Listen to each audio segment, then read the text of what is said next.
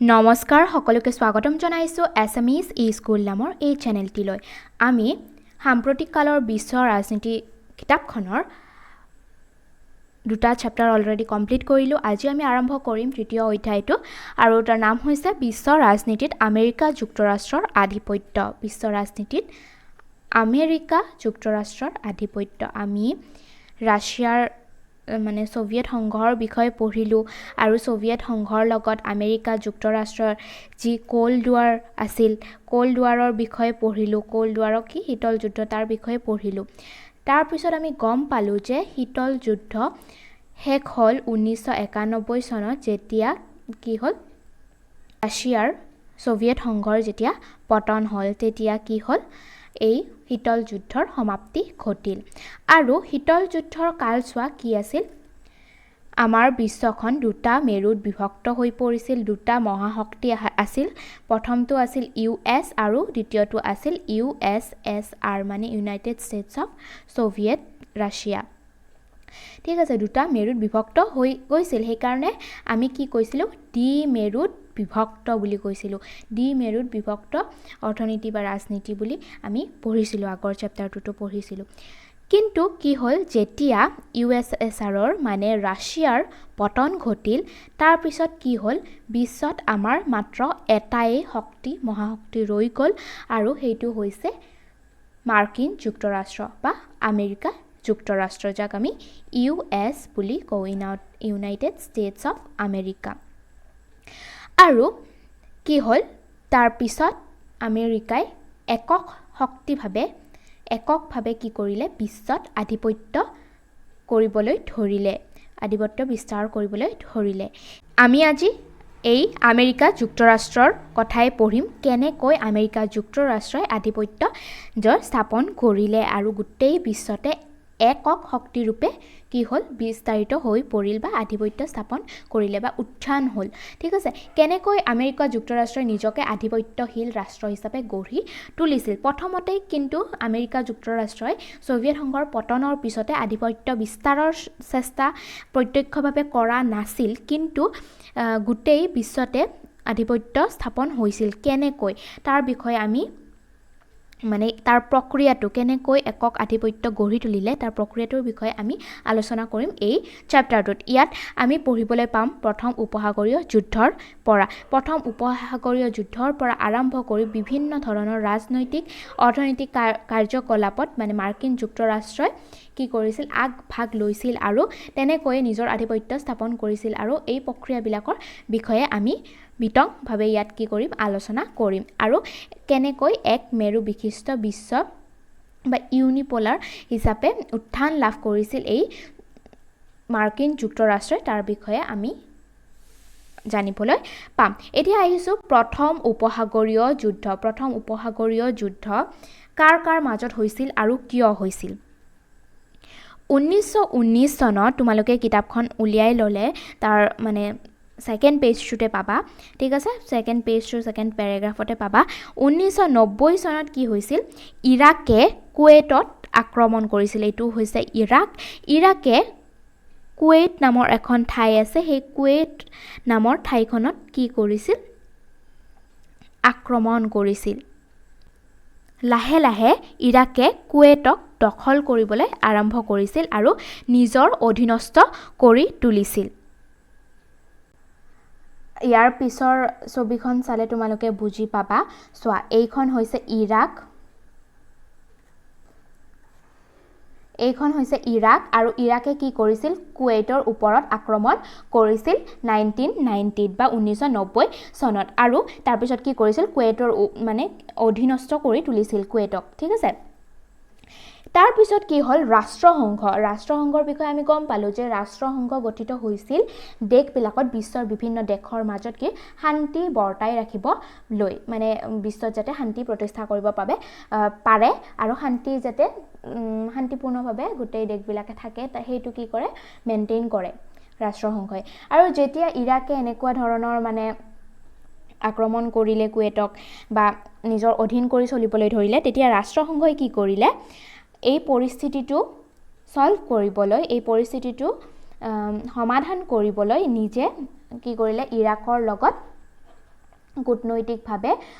বুজালে মানে ইৰাকক যে এনেকৈ কৰিব নালাগে, কূটনৈতিকভাৱে সংযোগ স্থাপন কৰি এইটো কৰিবলৈ বাধা দিলে, কিন্তু ইৰাকে সেইটো নুশুনিলে। তাৰপিছত কি হ'ল, ৰাষ্ট্ৰসংঘই শক্তি প্ৰয়োগেৰে কুৱেটক মানে কুৱেট ঠাইখনক উদ্ধাৰ কৰিবলৈ চেষ্টা কৰিলে, উদ্ধাৰ কৰিবলৈ সিদ্ধান্ত গ্ৰহণ কৰিলে। আৰু এই সময়টোক কি বুলি কোৱা হয়, নব্য বিশ্ব ব্যৱস্থাৰ শুভাৰম্ভ বুলিও কোৱা যায়। নব্য বিশ্ব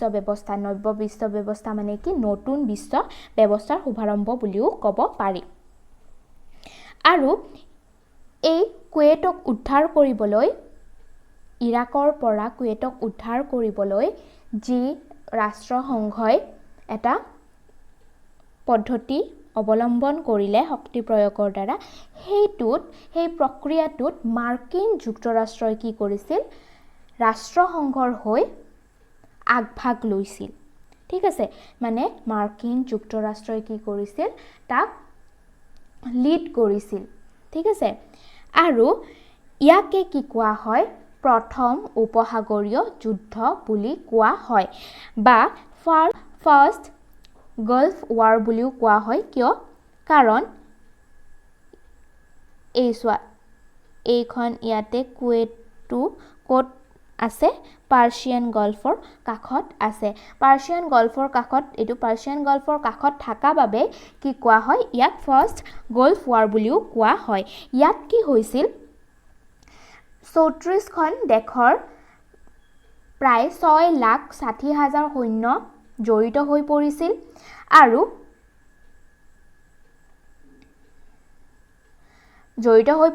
আৰু তাতে কি হৈছিল, 75%তকৈও বেছি মাৰ্কিন সৈনিক জড়িত হৈ আছিল। আৰু তাক কোনে কৰিছিল, লিড লৈছিল, নৰমান শ্বাৰ্টস্কফে। এইটো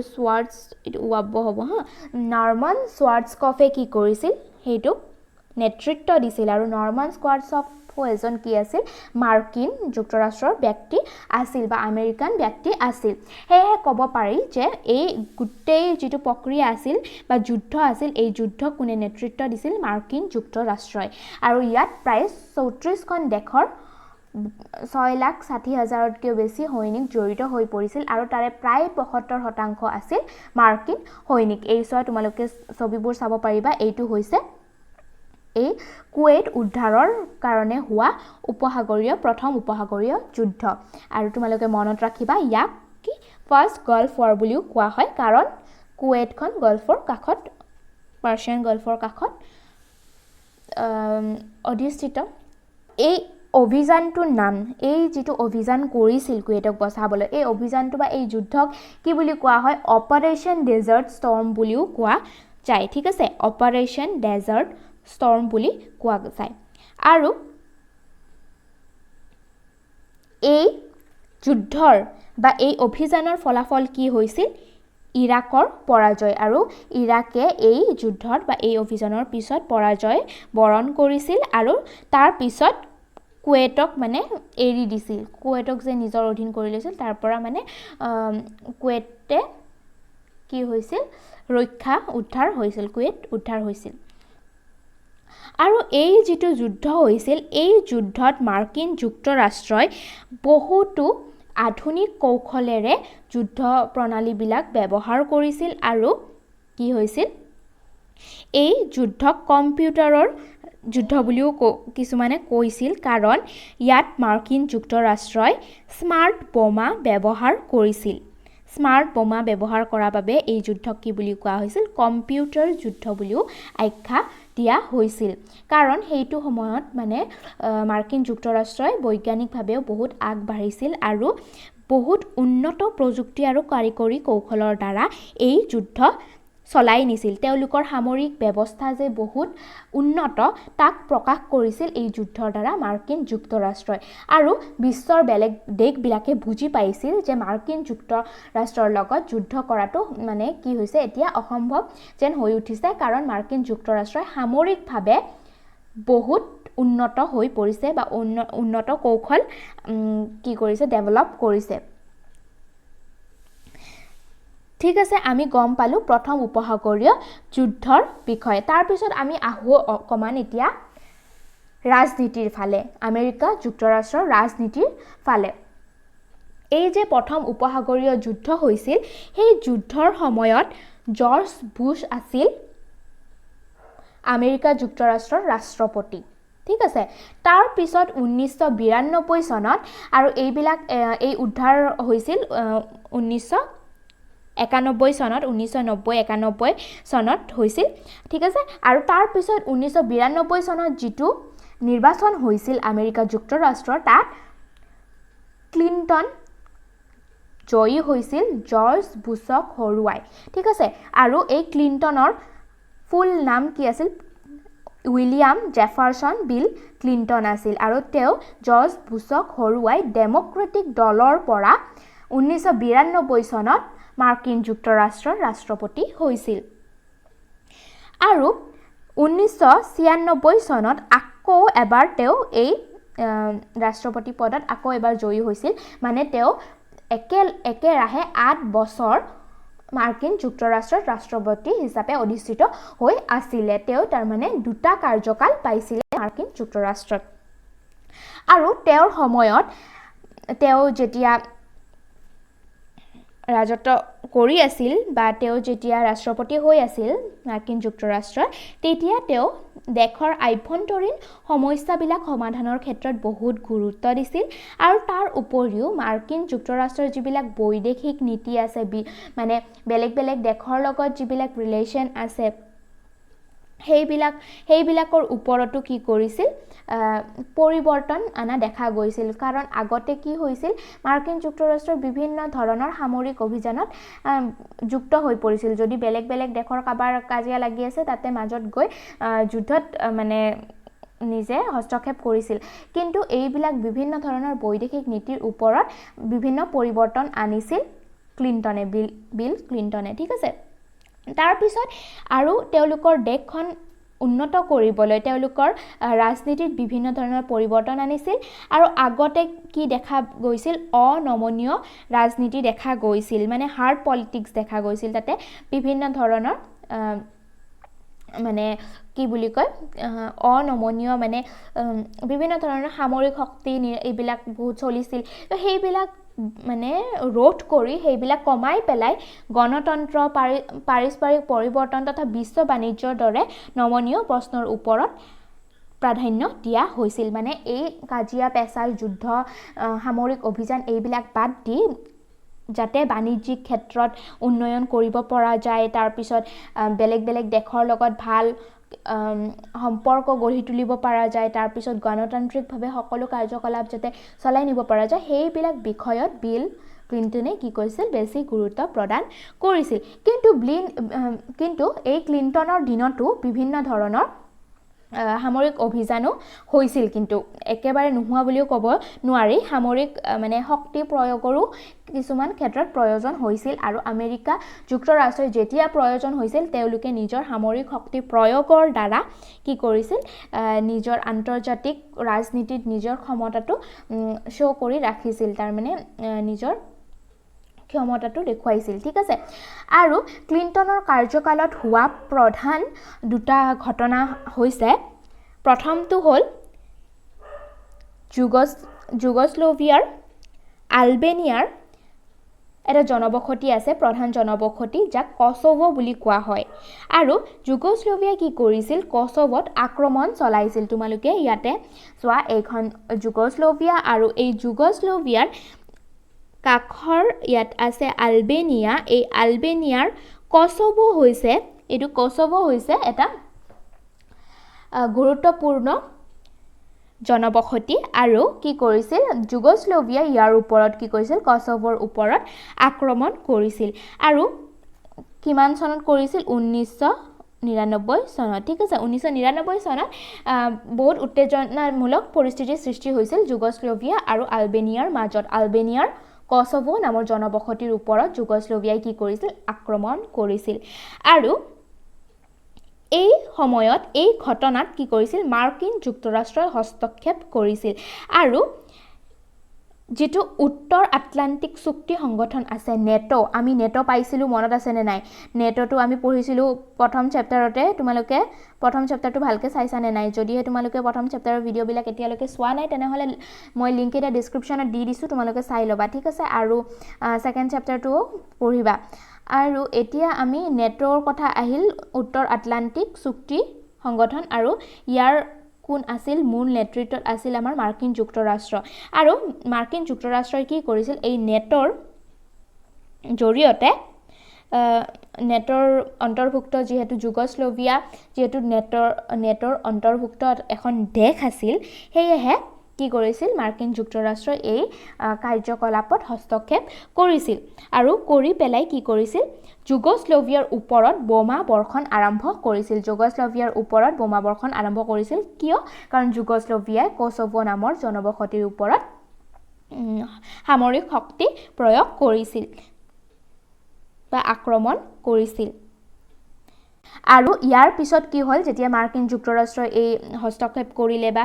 বোমা বৰ্ষণ কৰিলে যুগোস্লাভিয়াৰ ওপৰত তাৰ পিছত যুগোস্লাভিয়াই এই কোসোভোৰ আক্ৰমণটো মানে হেক কৰিলে আৰু তাৰ পিছত কি কৰে এই নেটোৱে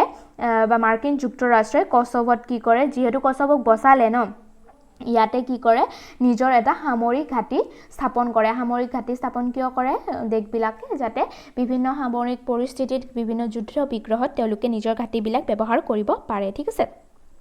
তো মাৰ্কিন যুক্তৰাষ্ট্ৰই কোসোভোক বচালে আৰু বচোৱাৰ পিছত কি কৰিলে ইয়াত সামৰিক ঘাটি এটা প্ৰতিষ্ঠা কৰিলে তাৰ পিছত আকৌ এটা বিল ক্লিন্টনৰ দিনতে হোৱা বেলেগ গুৰুত্বপূৰ্ণ ঘটনা হৈছে অপাৰেশন ইনফাইনাইট ৰিচ বুলি কোৱা হয় বা ইনফিনিট ৰিচ বুলি কোৱা হয় আৰু এইটো কিমানত হৈছিল 1998ত হৈছিল ঠিক আছে 1998 চনত হৈছিল তেতিয়া কি হৈছিল কেনিয়াৰ নাইৰোবি আৰু টানজানিয়া নামৰ ঠাইত মাৰ্কিন দূতাবাসৰ ওপৰত বোমা বৰ্ষণ সংঘটিত হৈছিল তোমালোকে ইয়াতে চোৱা কেনিয়া আছে আৰু নাইৰোবি আছে এই দুখন চহৰত মাৰ্কিন যুক্তৰাষ্ট্ৰৰ দূতাবাস আছিল আৰু তাৰ ওপৰত বোমা বৰ্ষণ সংঘটিত হৈছিল সংঘটিত হওঁতে কি হ'ল 1998 যেতিয়া ইয়াত বোমা বৰ্ষণ সংঘটিত হ'ল তেতিয়া মাৰ্কিন যুক্তৰাষ্ট্ৰই ভাবিলে যে এই কাৰ্যটো কোনে কৰিছে উগ্ৰ ইছলামিক আদৰ্শত চলা অল কায়দা নামৰ সন্ত্ৰাসবাদী সংগঠনটোৱে কৰা বুলি ভাবিলে তোমালোকে অল কায়দাৰ নাম শুনিছা চাগে অল কায়দা এক ইছলামিক আদৰ্শত চলা ইছলামিক আদৰ্শ বিশ্বাসী এটা সন্ত্ৰাসবাদ সংগঠন হয় এই সন্ত্ৰাসবাদী বিলাকে কি কৰে অল কায়দা সন্ত্ৰাসবাদী সকলে ইয়াত আক্ৰমণ চলোৱা বুলি মাৰ্কিন যুক্তৰাষ্ট্ৰই ভাবিলে আৰু অল কায়দাৰ যিবিলাক ঘাটি আছিল সেইবিলাকৰ ওপৰত কি কৰিলে অপাৰেশন ইনফিনিট ৰিচ এটা অভিযান কৰিলে যাক তোমালোকে নামটো মনত ৰাখিবা অপাৰেশন ইনফিনিট ৰিচ আৰু এই অল কায়দাৰ ঘাটিবিলাক আছিল মেইনলি আফগানিস্তান সুদান আদি জাগাত ঠিক আছে আৰু তেতিয়া কি কৰিলে মাৰ্কিন যুক্তৰাষ্ট্ৰই এই অল কায়দাৰ ঘাটিবিলাক উৎখাত কৰিবলৈ তাত বোমা বৰ্ষণ কৰিলে আৰু বোমা বৰ্ষণ ক'ত কৰিলে এই আফগানিস্তান আৰু সুদানত ঠিক আছে আফগানিস্তান আৰু সুদানত কি কৰিলে বোমা মিসাইল দিলে ঠিক আছে মিসাইলটোৰ নাম আছিল ক্ৰুইজ মিসাইল আৰু ক্ৰুইজ মিসাইলেৰে তোমালোকে এখন ফটোত দেখা পাবা মাৰ্কিন যুক্তৰাষ্ট্ৰই ক্ৰুইজ মিসাইলেৰে কি কৰিছিল আক্ৰমণ কৰিছিল সুদান আৰু আফগানিস্তানৰ ওপৰত কিন্তু ইয়াৰ ফলত এই আক্ৰমণৰ ফলত যিখিনি সন্ত্ৰাসবাদৰ লগত জড়িত নোহোৱা যিখিনি সম্পৰ্ক নথকা অসামৰিক আন্তঃগাঁথনি আছে সেইখিনিৰ কিন্তু বহুত ক্ষতি হৈছিল আফগানিস্তান আৰু সুদানৰ ঠিক আছে কিন্তু এই যে বিল ক্লিন্টনে ইয়াৰ ওপৰত আক্ৰমণ কৰিছিল মাৰ্কিন যুক্তৰাষ্ট্ৰই যে ইয়াৰ ওপৰত আক্ৰমণ কৰিলে ক্ৰুইজ মিসাইলেৰে তাৰ বাবে কিন্তু ৰাষ্ট্ৰসংঘই অনুমোদন দিয়া নাছিল ৰাষ্ট্ৰসংঘই কিয় অনুমোদন দিয়া নাছিল কাৰণ ৰাষ্ট্ৰসংঘৰ কাম হৈছে গোটেই দেশতে কি কৰা শান্তি বৰ্তাই ৰখা ঠিক আছে হেহে ৰাষ্ট্ৰসংঘই ইয়াত অনুমোদন জনোৱা নাছিল আৰু ইয়াৰ ফলত বিভিন্ন ধৰণৰ ক্ষয়ক্ষতি হৈছিল বিপুল ক্ষয়ক্ষতি হৈছিল ঠিক আছে তো আমি কি আজি কি পঢ়িলোঁ আজি প্ৰথমে আমি আৰম্ভ কৰিলোঁ প্ৰথম উপসাগৰীয় যুদ্ধৰ পৰা তাৰ পিছত আমি গম পালোঁ বিল ক্লিনটন ৰাষ্ট্ৰপতি হ'ল আৰু তেওঁৰ কাৰ্যকালত বিভিন্ন ধৰণৰ সামৰিক ঘটনা সংঘটিত হৈছিল তাৰ ভিতৰত প্ৰথমটো আছিল এই কছোভো আৰু যুগোস্লাভিয়াই কছোভোৰ ওপৰত আক্ৰমণ কৰিছিল তাৰ পিছত মাৰ্কিন যুক্তৰাষ্ট্ৰই তাত ওপৰত হস্তক্ষেপ কৰিছিল তাৰ পিছত দ্বিতীয়টো আছে কেনিয়া আৰু নাইৰোবিত যেতিয়া বোমা বৰ্ষণ হৈছিল তেতিয়া তাৰ উত্তৰ দিবলৈ কি কৰিছিল মাৰ্কিন যুক্তৰাষ্ট্ৰই ক্ৰুইজ মিছাইলেৰে আফগানিস্তান আৰু সুদানৰ ওপৰত আক্ৰমণ কৰিছিল অল কায়দা নামৰ সন্ত্ৰাসবাদী সংগঠনটোক উৎখাত কৰিবলৈ ঠিক আছে তো আমি এই তিনটা টপিক মেইনলি আজি ডিসকাস কৰিলোঁ তাৰ পিছত আমি ইয়াৰ নেক্সট ভিডিঅ'ত 9/11 সন্ত্ৰাসবাদৰ বিৰুদ্ধে যেটো 9/11 বুলি কোৱা হয় 9/11 তোমালোকে কথাটো শুনিছা চাগে তো তাৰ বিষয়ে আমি আলোচনা কৰিম তাৰ পিছত আছে ইৰাক সিৰিয়া আক্ৰমণ এইবিলাকৰ বিষয়ে আলোচনা কৰিম তাৰ পিছত আমাৰ ভাৰতৰ লগত মাৰ্কিন যুক্তৰাষ্ট্ৰৰ কেনেকুৱা সম্পৰ্ক এইবিলাকৰ ওপৰত আলোচনা কৰিম আৰু মাৰ্কিন যুক্তৰাষ্ট্ৰ আৰু আমাৰ ভাৰতৰ যেটো সম্পৰ্ক আছে হেতু বিৰাট ইম্পৰ্টেন্ট তাৰ ওপৰত প্ৰশ্ন আহে ঠিক আছে আজি এইখিনিতে সামৰিছো আৰু তোমালোকে যদি এতিয়ালৈকে সাবস্ক্ৰাইব কৰা নাই সাবস্ক্ৰাইব কৰি দিবা চেনেলটো আৰু নিজৰ ফ্ৰেণ্ডছ বিলাকৰ লগতো শেয়াৰ কৰিবলৈ নাপাহৰিবা